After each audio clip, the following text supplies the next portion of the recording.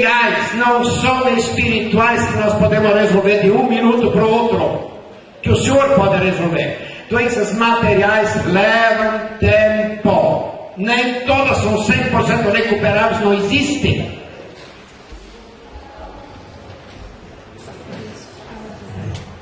Esse senhor aqui, ele aqui de Criciúma, ele teve na nossa apresentação aqui na Comac, e quando esse moço Ed trouxe ele chegou lá travado.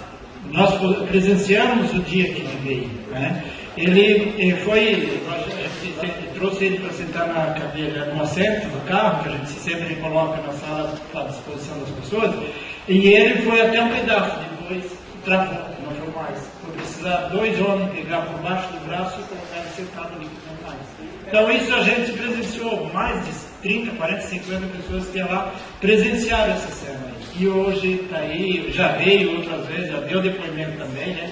Por isso que a gente gostaria que ele tivesse vindo para dar esse depoimento.